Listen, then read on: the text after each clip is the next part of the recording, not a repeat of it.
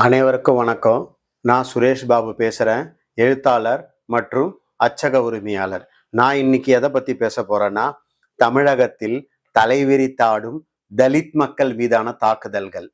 ஏன்னா கடந்த 5 ஆண்டுகளா இன்றைக்கு வரைக்கும் தலித் மக்கள் என்ன மாதிரி தாக்குதல்களை அனுபவிக்கிறாங்க அப்படிங்கிறத கொஞ்சம் முன்ன போயிட்டு அப்புறம் இப்போ பின்ன வருவோம். இப்போ அம்பேத்கர் அவரு இளம் வயதுல என்ன போராட்டம் பண்ணாரோ அதே போராட்டம் தான் இன்று வரைக்கும். நமக்கு சுதந்திரம் கிடைச்சி 75 வருஷம் மேல ஆயிடுச்சு. ஆனாலும் இன்னைக்கும் தலித் மக்களுக்கு சுதந்திரம் கிடைக்கவில்லை. அதுதான் உண்மை. திரௌபதி அம்மன் கோயில்ல நுழையறதுக்கு அனுமதி கிடையாது. பள்ளியில தலித் பையன் மாணவன் அதிக மதிப்பெண் பெற்றான்னாக்கா உடனே அவனுக்கு அடி உத. பல்லாவரத்துல எம்எல்ஏ வீட்டுல வேலை செஞ்ச பணிப்பெண் அவளுக்கும் அடிவத. பல்கலைக்கழகத்துல படிக்கிற பொண்ணுக்கு பாலியல் பலாத்காரம். அப்புறம் பள்ளிக்கரணையில ஆணவ கொலை. தேசிய கட்சியோட தமிழக தலைவர் ஆம்ஸ்ட்ராங் அவர் வீட்டு வாசல்லையே படுகொலை. அப்புறம் கள்ளக்குறிச்சியில கள்ளச்சாராயம், 66 பேர் மரணம், பெரும்பாலானோர் தலித் மக்கள். கரூர் கூட்ட நெரிசல், அங்க இறந்ததும் பெரும்பாலான தலித் மக்கள். எம்ஜிஆர் 1989 ஆண்டுல இருந்து, அதாவது 87 நம்ம இறந்தாருன்னு நினைக்கிறேன். எம்ஜிஆர் அவர் என்ன பிரச்சனைக்காக இறந்தாருன்னா கிட்னி பிரச்சனை, ரீப்ளேஸ்மெண்ட் பண்ணாங்க. அன்னைக்கு அப்போலோல அட்மிட் ஆகி போனாரு பாருங்க. அன்னைக்கு ஆரம்பிச்சதுங்க கிட்னி திருட்டு. 1989 இருந்து கிட்னி திருட்டு ஆரம்பிச்சது. எங்க ஆரம்பிச்சதுன்னா நார்த் மெட்ராஸ், தலித் மக்கள் நிறைய பேர் வாழற இடம்.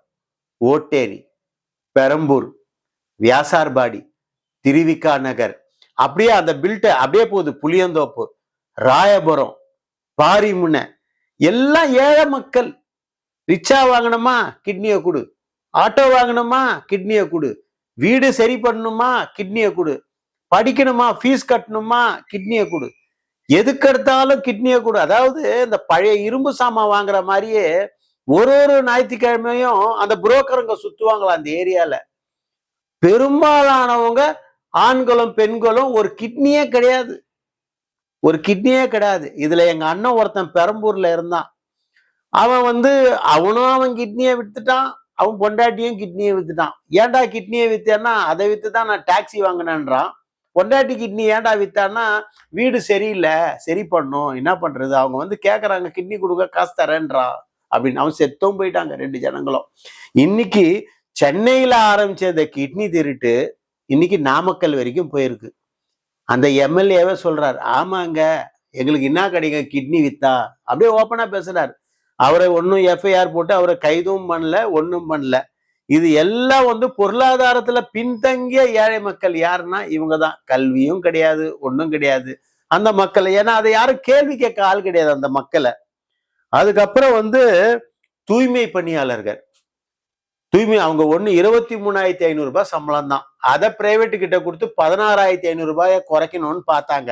அந்த 8,000 அவங்களுக்கு ஷார்ட் ஆகுதுல, அந்த பணத்துக்கு எங்க போவாங்க? அவங்க ஏற்கனவே அந்த சம்பளமே அவங்களுக்கு மக்களுக்கு பத்தல. உடனே அவங்கள கைது பண்ணி வேலை விட்டு தூக்கி 5 மாசமா அவங்களுக்கு சம்பளமும் இல்லை. அங்க நார்த் மெட்ராஸ்ல இருக்கிற மக்களை ஆதம்பாக்கத்துல திருமாவளவன் வீட்டு வாசல்ல அவங்கள அடைச்சி வச்சாங்க. எங்க அண்ணன் போய் பார்க்கவே இல்லை. ஏன் பார்க்கல, என்ன பார்க்கல, ஏன்பா என் வீட்டு வாசல்ல பண்ணீங்கன்னு கேட்கல. நான் 11 மணிக்கு பார்த்தேன். அந்த ஜனங்க தண்ணி இல்லை, சாப்பாடு இல்லை, அனாதைங்க மாதிரி இருந்ததுங்க ஆதம்பாக்கத்துல. எனக்கு ரொம்ப கஷ்டமா இருந்தது. அப்பெல்லாம் நம்ம ஒண்ணுமே குரல் கொடுக்க முடியல. யார் குரல் கொடுத்தாலும் கைது, யார் குரல் கொடுத்தாலும் உடனே அவன் மேல எஃப்ஐஆர். நம்ம எதனா ஒரு பிரச்சனை ஆயிடுச்சுன்னு போய் கொடுத்தாங்கன்னா அவங்க எஃப்ஐஆர் எல்லாம் போடுறது இல்லை. அரசை எதிர்த்து எதனா பேசுனீங்கன்னா உடனடியே இன்னைக்கு கைது. ரொம்ப அநியாயம் அது. அதுக்கப்புறம் பூங்கா பணியாளர், அது அநியாயம் பாருங்க. இப்ப அரசு 16,500 ரூபாய் அக்கௌண்ட்ல போடுதுங்க. கடந்த 5 வருஷமா அவங்களுக்கு கொடுத்த சம்பளம் எவ்வளவு தெரியுமா? அந்த பூங்கா பணியாளருக்கு 2,000, 4,000, அதிகப்படியா 6,000. அவங்க எல்லாம் பாவம் புலம்புறாங்க என்கிட்ட. கிட்டத்தட்ட இந்த நான் சென்னையில மட்டுமே சொல்றேன், பூங்கா பணியாளர்கள் சம்பளம் மட்டுமே 100 கோடி ரூபாய் திருடி இருக்காங்க. அதாவது அவங்க உழைப்பு, வேர்வை, ரத்தம், காட்டுல இருக்கிற ஓனாய் தாங்க ரத்தத்தை நக்கும். ஆனா இங்க இருக்கிற அரசியல்வாதி இருக்கிறான் பாரு, அந்த மனுஷனோட வேர்வை, உழைப்பு, ரத்தத்தை நக்கனா ஒவ்வொருத்தரும் என்ன வயசு தெரியுமா? அவங்க எல்லாம் 60, 65, 70, 74ல கூட ஒரு பெரியவர் வேலை செய்யறாரு, புலம்புறாரு. நம்ம அந்த உழைக்கிற மக்களோட சம்பளத்தை திருடுறமேன்னு அவனுக்கு உறுத்தவே இல்லை. இதை விட ஒரு கொடுமை என்ன தெரியுங்களா?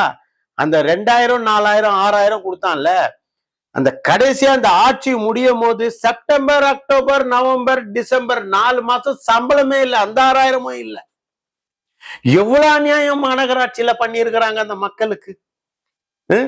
இத மெயின் ஸ்ட்ரீம் மீடியா எவனுமே கேட்க மாட்டான். ஏன்னா தலித் மக்கள் அதெல்லாம் பேச மாட்டான், அது கான்ட்ரவர்சி ஆயிடும், பிரச்சனை ஆயிடும் அப்படின்னு சொல்லிட்டு எடுக்கவே மாட்டானுங்க. அதுக்கப்புறம் இப்போ என்னன்னாக்கா, தலித் மக்கள் வீட்டுல மின்சாரத்தை துண்டிக்கிறது, வீட்டை இடிக்கிறது. எதுக்கு இடிக்கிறேன்னா, இது நீர்நிலை பட்டா இடம். நான் ப்ரூஃப் பண்ணுவேன், சைதாப்பேட்டில் பட்டா இடம். அந்த பட்டா இடத்த நீர்நிலை இருக்குதுங்க, அது தள்ளி இருக்குது. நீர்நிலைன்னு பட்டா இடத்த மக்களை இடிச்சு இருக்காங்க அங்கேருந்து. அதுக்கப்புறம் என்ன பண்ணியிருக்காங்கன்னா, தலித் மக்கள் தொழில் செய்யற நிறுவனத்துல மின்சாரம் துண்டிப்பு.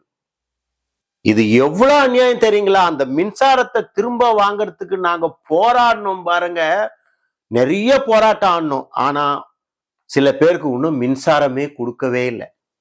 2023ல கட் பண்ண மின்சாரம் இன்னைக்கு ஆட்சி மாறி விஜய் உட்கார்ந்து இருக்காரு, இன்னைக்கு வரைக்கும் அந்த மக்களுக்கு மின்சாரம் இல்ல.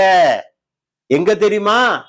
சைதாப்பேட்டை, மவுண்ட் ரோடு, ஆன் ரோட்ல என்ன பொருள் விற்கலாம் தெரியுங்களா? மருந்து, மெடிக்கல் ஷாப். அந்த சுத்து வட்டாரத்துல அத்தியாவசிய மெடிக்கல் ஷாப். ஒருத்தனுக்கு உடம்பு சரியில்லைன்னா எவ்வளவு மருந்து, எவ்வளவு அத்தியாவசியம். அந்த மருந்து கடை 3 வருஷமா மின்சாரம் இல்லாம நடக்குது. இதெல்லாம் யாரு இது வரைக்கும் யாருமே அதெல்லாம் கவர் பண்றதே இல்லை. அவர் பயப்படுறாரு, அதை வெளியே சொல்றதுக்கு கூட பயப்படுறாரு. ஏன் தெரியுமா? அவரை கலப்பணுமா. அந்த இடம் கோயிலுக்கு சொந்தமான இடங்க. கோயில் இடத்த என்னதுன்னு பத்திரப்பதிவு பண்ணி அந்த மக்களை மின்சாரத்தை துண்டிக்கிறான்.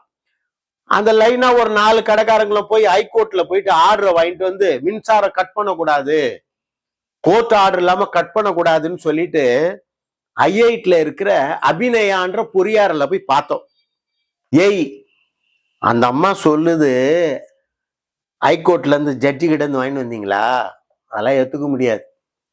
எங்களுக்கு அறிவாலயம் தான் உச்ச நீதிமன்றம், அதுல மு.க. ஸ்டாலின் தான் உச்ச நீதிபதி. அங்கேருந்து ஆர்டர் வந்தா உனக்கு கரண்ட், இல்லைன்னா காலி பண்ணு. ஸ்டேஷன்ல கேட்டா, சார் அதெல்லாம் பிரச்சனை பெருசாயிடும் சார், இதெல்லாம் வராதிங்க கோட்டூர்புரம் ஸ்டேஷன்ல. எவ்வளவு அநியாயம். நீங்க இப்ப கூட போய் பாருங்க, தாஸ் மெடிக்கல் ஷாப் போய் பாருங்க, எவ்வளவு அநியாயம் மக்களுக்கு நடக்குது. ஆட்சி மாறினாலும் காட்சிகள் மாறவில்லை அப்படிங்கிறது தான். இப்ப அடுத்து இப்ப இவ்வளோ பிரச்சனை ஆகுது.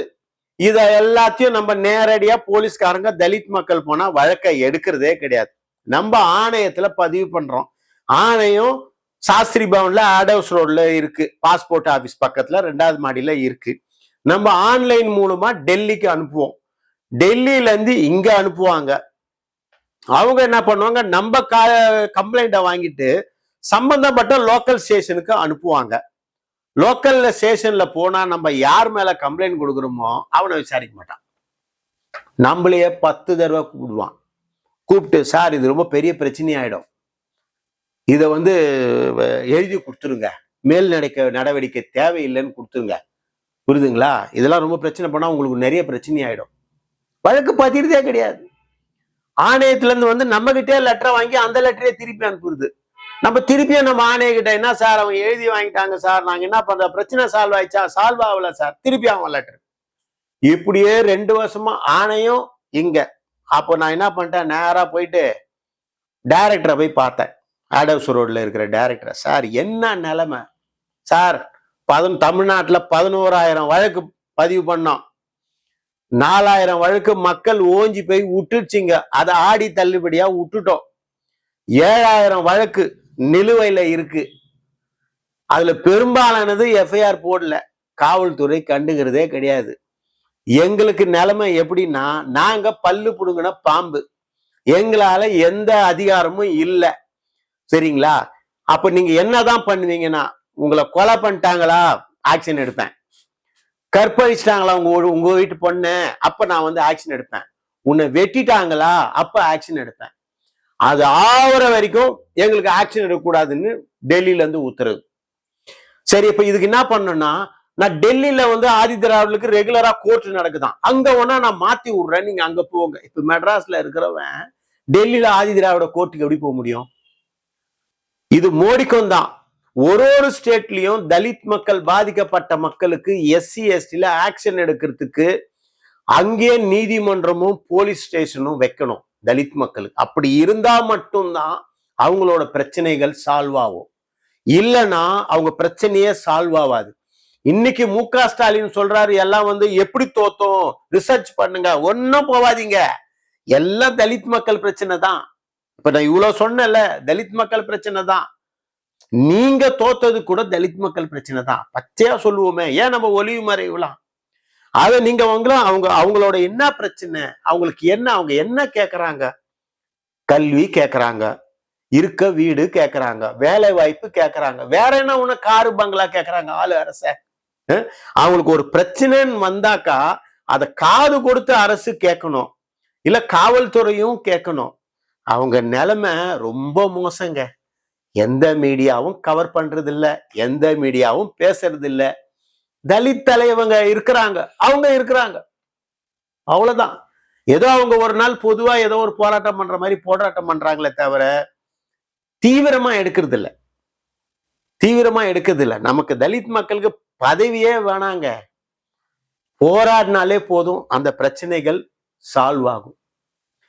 சென்னையிலே இப்ப நான் பேசுற பிரச்சனை பெரும்பாலும் சென்னையில எல்லாமே, இப்ப நான் பேசுறது எல்லாமே சென்னை தான்.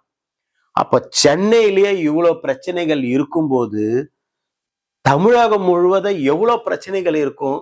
அந்த மக்களோட நிலைமையை யாருன்னா யோசிச்சு பாக்குறாங்களா? முதல்வர் விஜய், காவல்துறை அவர் கையில இருக்கு. நான் ஒரு வேண்டுகோளா வைக்கிறேன், நீங்க அடுத்து அடுத்து அடுத்து மேலும் வெற்றி பெறணும்னு தான் வைக்கிறேன். இப்ப நீங்க காவல்துறைய சாட்டையை எடுத்து நீங்க முடிக்க விடலைன்னா MK ஸ்டாலினை எப்படி திமுகவை, விசிகவை, கம்யூனிஸ்ட, காங்கிரஸ தோல்வி அடைய வச்சாங்களோ அதே தோல்வி வெகு தூரத்துல இல்லை, ரொம்ப தூரம் வேணாம். இப்போ வந்து இடைத்தேர்தலையே கூட மக்கள் காமிச்சிடுவாங்க. ஏன்னா நம்ம வந்து நாங்க இப்பதான் வந்தோம், எங்களுக்கு ஹனிமூன் டைம், அதெல்லாம் இப்ப வந்தா இப்பவே உடனே ஆக்ஷன் எடுக்க வேண்டியதுதான். காவல்துறைக்கு முதல்ல ஆர்டர் போடுங்க, தலித் மக்கள் வந்தா வழக்கு பதிவு பண்ண சொல்லுங்க. ஏன் வழக்கு பதிவு பண்ண மாட்டாங்க? எதுக்கு வழக்கு பதிவு பண்ண மாட்டாங்க? எங்களுக்கு ஒரு பிரச்சனைன்னு சொல்றோம், காவல்துறை போய் காப்பாத்துங்கன்ட்டு. பிரச்சனை வர்றதுக்கு முன்னாடி கம்ப்ளைண்ட் பண்ணோம், பிரச்சனை வந்த அப்புறம் கம்ப்ளைண்ட் பண்றோம். வீட்டுல வந்து செய்வன வச்சுட்டு போறான், இதுவே கேமரா, வீட்டு கேமராவெல்லாம் துண்டிக்கிறான், அடிக்கிறான், வீடு பூந்து அடிக்கிறான் தலித் மக்களை. ஆதாரம் இருக்கு, எல்லாத்தையும் கொடுக்குறோம் கையில, வழக்கு பதிய மாட்டான். நம்மளதான் கூப்பிட்டு விசாரிக்கிறாங்க. நம்ம யார் மேல கம்ப்ளைண்ட் கொடுக்குறோமோ அவனை, சார் அந்த போன் நம்பர் இருக்கா சார், அந்த உங்களை பிரச்சனை பண்ற போன் நம்பர் என்ன? நான் கம்ப்ளைண்ட்லயே எல்லாமே கொடுத்துருக்கேன், கம்ப்ளைண்ட்லயே எல்லா போன் நம்பரு, அவன் அட்ரஸ், எல்லா டீட்டெயில் கொடுத்துருக்கோம். அங்க போன பிறகு அதை தேடுறது, இதை தேடுறது. என்ன அநியாயம், எவ்வளவு அநியாயம் நடக்குது. தயவுசெய்து விஜய் அவர்கள் உடனடியா தலித் மக்களுக்கு பிரச்சனை ஏற்படா வண்ணம் அவங்களோட இதுக்கு முதன்மையா இது கொடுத்து அதிகாரங்களை முடுக்கி விட்டு காவல்துறையில வழக்கு பதிஞ்சு அவங்களுக்கு ஒரு தீர்வு கொடுக்கணும் அப்படின்னு நம்பிதான் எல்லா மக்களும் உங்களுக்கு ஓட்டு போட்டிருக்காங்க. நம்புறோம் 100% விஜய் அவர்கள் தலித் மக்களுக்கு உதவுவார். அவரால அந்த மக்களோட வாழ்க்கை வளர்ச்சி பெறும் அப்படின்னு நம்புறோம். நான் பேசின பேச்சுல யாருக்கேனும் கஷ்டமா இருந்தா மன்னிச்சிடுங்க. நான் இருக்கிற யதார்த்தம், உண்மை, என்னோட அனுபவம். நான் சும்மா அங்க பேப்பர் பார்த்து, டிவி பார்த்து, கூகுள் பார்த்துலாம் சொல்லல. நான் நேரடியா அனுபவம். என்கிட்ட நிறைய வீடியோ ஆதாரங்கள் இருக்கு. நிறைய வீடியோ ஆதாரங்கள் இருக்கு. பாதிக்கப்பட்ட மக்கள் புலம்புனது. சரிங்களா? அதை நான் எதையுமே 26 தேர்தல்ல இம்ப்ளிமெண்ட் பண்ணல. அது பண்ணி இருந்தா மிகப்பெரிய தோல்வி அடைஞ்சிருக்கும் திமுக. ஆனா நான் பண்ணல. ஏன்னா மக்கள் அவங்கவுங்கள அனுபவத்திலேயே அனுபவிச்சுட்டாங்க. கடந்த 5 ஆண்டு மு.க. ஸ்டாலின் வந்து ரிசர்ச் பண்றாரு. என்கிட்ட கேளுங்க, நான் தரேன், பக்கம் பக்கமா தரேன். நம்ம மந்திரிகளும் மேயர்களும் கவுன்சிலர்களும் பண்ணதெல்லாம் அநியாயங்களை பக்கம் பக்கமா தரேன். நீங்க போய் ஒண்ணு இந்த இன்ஸ்டாகிராமு அதுல போயிட்டாங்க, எல்லாம் அந்த பசங்க பண்ணிட்டாங்க. சும்மாங்க இன்ஸ்டாகிராம் பண்ணாக்கா எல்லாரும் ஓட்டு எல்லாம் போட்டுற மாட்டாங்க. நேரடியா மக்கள் பாதிக்கப்பட்டிருக்காங்க. தமிழ்நாடு வளர்ந்து இருக்கு, பொருளாதாரம் வளர்ந்து இருக்கு. ஆனா தலித் மக்கள் பொருளாதாரம் வளரல, அவங்க வீழ்ச்சி அடைஞ்சு இருக்கிறாங்க. இதுதான் உண்மை. சரிங்களா? நன்றி, வணக்கம். கீதாஞ்சலி டிவி நேயர்களுக்கு நடுநிலையோடு செயல்படும் எங்களது நிறுவனத்திற்கு உங்களால் முடிந்த உதவியை செய்யுமாறு தாழ்மையுடன்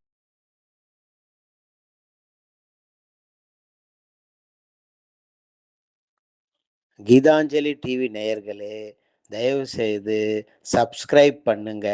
கூடவே பெல் ஐக்கான்